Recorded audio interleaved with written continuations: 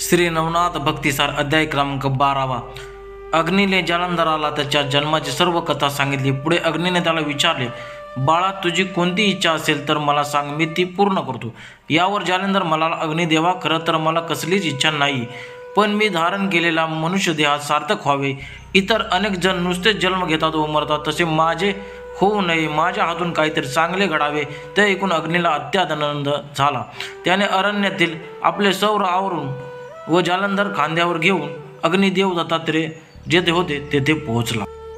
त्यांना पाहता दत्तगुरु म्हणाले, अग्निदेवा, आज अचानक माझ्यावर ही मोठी कृपाच केली म्हणायची. आणि हा बरोबर कोण? बसा तरी, तुमचे स्वागत असो. अग्नी म्हणाला, हा जालंधर नावाचा अवतारलेला अंतरिक्ष ऋषीच आहे. मदन दहन झाले तरी तो मदन माझ्या ठिकाणी शिवतेजाने युक्त झालेला तसाच सूक्ष्म रूपाने राहिला होता. भैरवा राजा सोमयाग करता असताना तो तेज मी यज्ञकुंडातून अंतरिक्ष ऋषीच्या जीवासह बाहेर टाकले. तेच हा बालक उपनयन झाल्यावर तो राजाकडून पळून अरण्यामध्ये गेला. तेथे माझी व त्याची पुनर्भेट झाली. त्याला जगात चिरंतन कीर्ती प्राप्त होईल असे आपण करावे, म्हणून मी त्याला आपल्या पायाशी आणले आहे. दत्तगुरु म्हणाले, वा, फार उत्तम. मी त्याला सर्व विद्या संपन्न करीन, पण 12 वर्षाने त्याने माझ्याजवळ राहिले पाहिजे. पहा जालंधरा, राहशील का? अग्नी व जालंधर या दोघांनी त्याला मान्यता दिली. अग्नीने दत्ताचा निरोप घेतला व तो अदृश्य झाला. जालंधर दत्ताजवळ राहू लागला. दत्ताने जालंधराच्या अदेवताचा बोध केला व त्याला नित्य आपापल्याबरोबर ठेवले.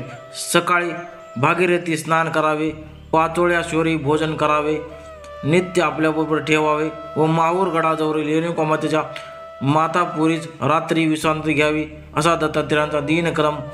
त्या जालंधरासह त्यांनी बरोबर घेतले व 12 वर्ष अवधीत शस्त्रे, वेद, शास्त्र, विद्या व कला यांचे संपूर्ण ज्ञान दिले. अशा रीतीने विद्या संपन्न झाल्यावर त्याने सर्व देवतांची त्यांनी दर्शने करवली आणि त्याच्याकडून वरदाने देवविली.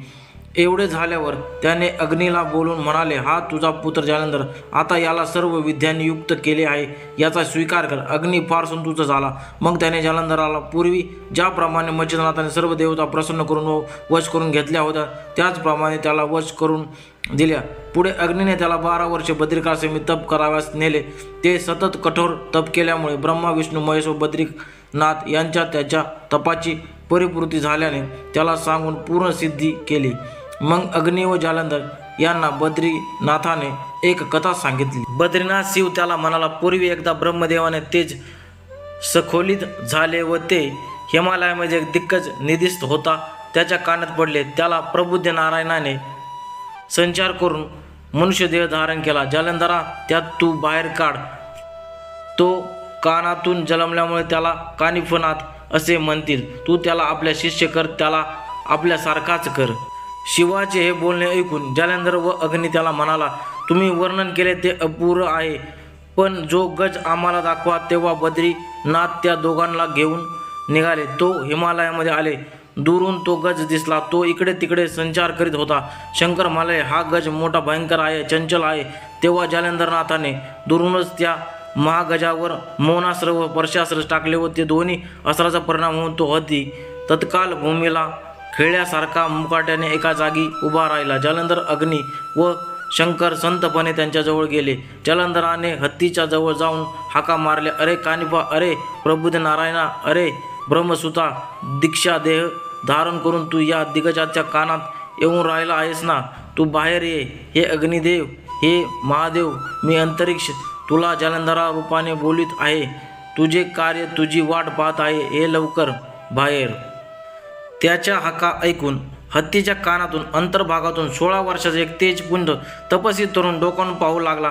त्याला शंकर, अग्नी व जालंधर हे तिघे दिसले. तेव्हा त्याला तेथूनच हात जोडून त्याने नमस्कार केला. मग जालंधराने उंच हात धरून त्याला खाली उतरून घेतले. कानिफनाथाने खाली उतरताच तिघांना प्रणाम केला. शंकर जालंधराला म्हणाला, अग्निपुत्र, या प्रबुद्ध नारायणाला अनुग्रह देऊन विद्या देण्याचे कार्य तूच करायचे आहे. अग्नीनेही शंकराच्या म्हणण्याला मान्यता दिली. जालंधराने कानिफनाथाच्या कानात गुरुमंत्राचा उच्चार केला. त्यामुळे लगेचच कानिफनाथाचे अज्ञान दूर झाले. त्यात अदृश्य ब्रह्माचा साक्षात्कार होऊन त्याच्या अंगी अष्टसात्विक भाव प्रकट झाले. नंतर ते चौघेजण परत बद्रिकाश्रमामध्ये आले. दत्त परंपरेची विद्या कानिफनाथाला देण्याचे वचन जालंधराने अग्नीला दिले. त्याचे वचन ऐकून अग्नी गुप्त झाला. पण बद्रीनाथ शंकर जालंधर विद्यादान कसे करतो आहे हे पाहण्यासाठी पुढे 6 महिने थांबले. जालंधराने कानिफला सर्व अस्त्रे दिली, पण त्याचा कानिफावर पूर्ण विश्वास नसल्यामुळे त्याने संजीवनी विद्या व वाताकर्षण मंत्र मात्र शिकवला नाही. शंकराच्या सांगण्यावरून जालंधराने सत्वलोक व सत्य पातळीतील सर्व देवतांना बोलावले. त्यांनी कानिफाला सर्व वरदाने दिली व जालंधराच्या विनंतीवरून शाबरी विद्येसाठी सहाय्य करण्याचेही आनंदाचे मान्य केले. नंतर सर्व देवदेवता विमानाने आपापल्या स्थानी गेले. हरिहर, जालंधर व कानिफ हे चौघेजण बद्रिकाश्रमामध्ये 3 दिवस राहिले. या अध्यायाच्या पठणाने देवतांचा शोभ व कोप जाऊन देवता कृपा करतील. तर अशा प्रकारे मित्रांनो, तुमचा अध्याय क्रमांक जो 12वा आहे, नवनाथ भक्तिसारामधला अध्याय क्रमांक 12वा जो आहे तो समाप्त झाला आहे. तर या अध्यायामध्ये आपण कानिफनाथ जन्माची संपूर्ण कथा जी आहे ती कथेचं वर्णन केला आहे. तर अशा प्रकारे कानिफनाथाचा जन्म झालेला आहे आणि जालंधरनाथाने कशा प्रकारे कानिफनाथाचा जो पण काय आहे संगोपन केलेला आहे, त्यांना उपदेश दिलेला आहे, त्याच्याबद्दल विद्या संपन्न केलेली आहे. अशा प्रकारे दत्तात्रयांकडे कानिफनाथांना घेऊन ते गेले होते. तर त्यांचा जन्म अशा प्रकारे झाला होता.